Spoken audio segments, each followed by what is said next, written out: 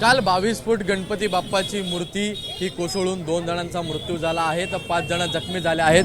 सध्या मी त्याच ठिकाणी आहे। आपल्यासोबत सध्या मंडळाचे पदाधिकारी आहेत। कशी नेमकी घटना घडली, काय नेमकं झालं होतं?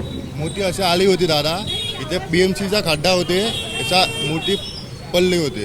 म्हणजे बीएमसीच्या खड्ड्यामुळे ती मूर्ती पडली? हो, इथे खड्डा होते मोठा भरपूर, ट्रॉलीचा कंट्रोल गेला ना तर मूर्ती आता पडली। 5 जण होते, 2 जणची मूर्ती झाली। काय सांगाल, काय नेमकी झाली होती घटना? घटनामध्ये तर काय नाही, मी तोकडे होतो नाही, पण तिकडला सकाळी मला इकडे आला नाही, इकडे परत मूर्ती ताटापर्यंत बरोबर होती, बाटाच्या शोरूम परत इकडे आल्यानंतर तिकडे त्या बाजूला खड्डा होता, त्या खड्ड्यामध्ये मूर्तीच्या ते आपडकुबड झाली आणि ते मूर्ती पडली। म्हणजे त्यामध्ये चाक हे त्या खड्ड्यामध्ये गेलं हां, ट्रॉलीचं? खड्ड्यामध्ये वो सबसे 2 जन गए ना, 2 जण गए, 2 जन मर गए, जगह पे जगह पे ऑन द स्पॉट ही मर गए और 5-6 बच्चे लोग उसके अंदर 5-6 घायल बच्चे लोग थे, है। वो घायल है अभी भी। घायल अभी भी। पण नेमकं म्हणजे हा रस्ता कधीपासून असाच आहे का? ले टाइम पासून तसंच है रास्ता।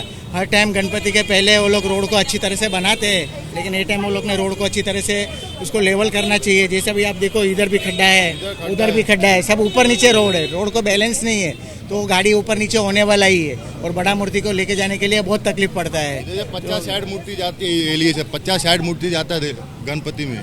या रस्त्यावरून दररोज 50-60 मूर्त्या या जातात। पोलीसचे सगळे मूर्ती आहे, आतमध्येचे सगळे मूर्ती, कबूतर खाण्याचे मोठा मोठा मंडप सगळे मूर्त्या जाते इथे। पण मग याआधी तुम्ही कंप्लेंट नव्हती केली या रस्त्या संदर्भात? कंप्लीट केले होते, कोई बख्शा नाही देणार दादा।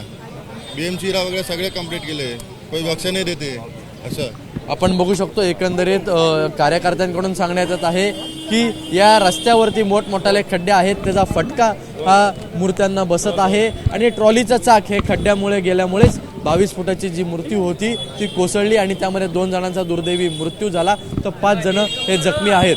कॅमेरामॅन अक्षय करमाळेसह ईशान देशमुख, एबीपी माझा, मुंबई। एबीपी माझा, उघडा डोळे बघा नीट।